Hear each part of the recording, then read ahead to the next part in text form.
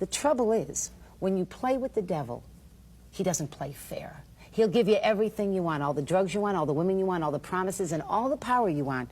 And when he's done with you, he'll kick the legs out from under you. It sounds like the Broadway play Damn Yankees, where they sell their soul to the devil and they become a champion baseball player. I never saw that, but that's interesting. And that's why you hear rock stars sometimes say, I sold my soul to the devil. Because once you make that trade, he'll give you what you want. But people need to understand that the devil is not sharing his kingdom with anyone. He's selfish and hateful, and his personality is that of hate and violence. And so as I began to encounter these spirits, from a pleasant person, even though I was a fall-down drug addict, I began to take on the personality of the devil. I began to act. I began to hate. I began to become violent in my card readings. Began to hate? You must have. You had hate no all love the anyway. more. Really? Oh, hate all the more. And I love to see people hurt. Like, I'd like to do a card reading where I knew a man was committing adultery. I'd name names, and it was just an evil behavior. And so here I was with these spirits operating in this park, cursing people. I cursed one man's city, fell 3 stories into a wheelbarrow. Thank God that wheelbarrow was there, because he would have been killed. I was astral projecting. I was studying all this witchcraft. I thought everything was wonderful. The same spirits, as you said in the opening, that gave me power began to turn on me. Why would they turn on you? Because the personality of spirits of darkness is not a nice, friendly personality. You can tell even by people that are deeply involved in witchcraft, the way they dress, the way they act, ghoulish and black nails and dark colors and very strange in their acting. Like, I used to watch Westerns as a kid, and in the Western, a new guy comes into town and goes and plays poker, and he wins. And the next day, he said, boy, these are country bumpkins. I'm going to take them for all they're worth. And he bets everything he has, and the game is fixed. And he loses everything he has. Excellent. And that's exactly the way it happened, Sid. That's excellent. And that's exactly what had happened to me. I thought I had arrived. But as these spirits began to turn and to torment, the same spirits that gave me power to read cards and astral project and operate in the solical power, the psyche power, would turn on me. What does that mean? What do you mean, turn on you? It was as if all of a sudden the same voices that would say, this man is committing adultery, or this woman steals at work, or this girl's going to get married last year, when I was reading cards, would now say to me, you should die.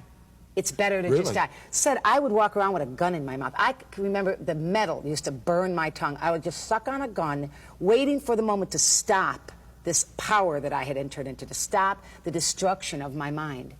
My drugs increased. I would take needles, Sid, and people that were the worst drug addicts in town would not get high with me. I would go into a bathroom and take a needle and bang it into my arms. I had thick growths all the way down. Today you can see they're totally gone, but thick growths and abscesses all the way up and down my arms.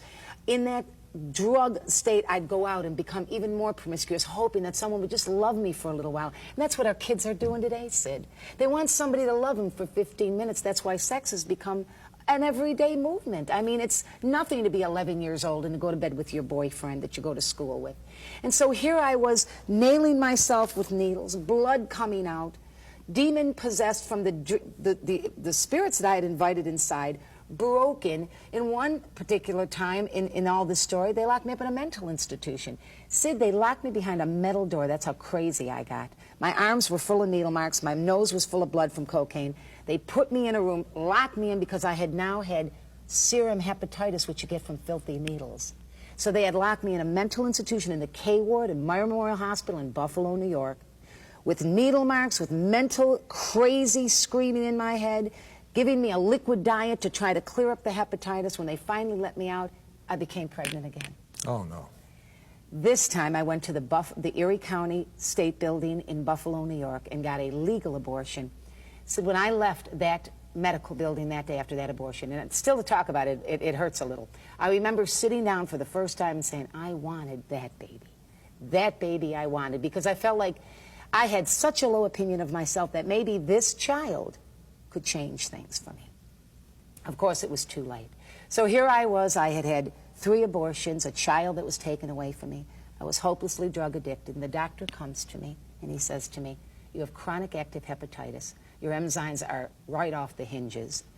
You probably What does that mean, chronic? It means Hepatitis. that chronic means it's constantly going on. Active means it's happening right now. And hepatitis B is a very serious form of hepatitis. He told me that my liver was turning into a piece of leather. It was in that state that I decided that it didn't matter if I lived. I increased my drugs. I increased the insanity, increased the promiscuous life, increased hatred, was full of violence, and totally suicidal.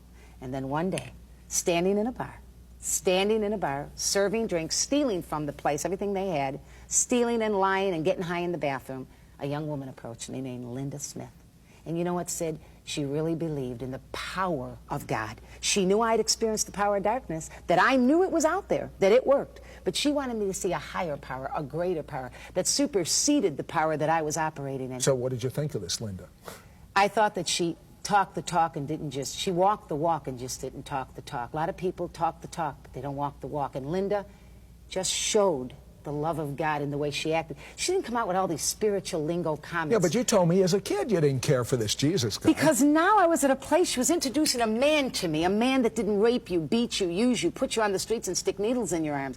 A man that was the Son of God who loved you for the way you are, not for 15 minutes, loved you for who you were, and who was able to reach down in that liver and reconstruct it, reach into that belly full of blood from bleeding ulcers, reconstruct and heal that, reach into a mind that was mentally ill, reconstruct that, reach into a heart that's broken, and put it all back together.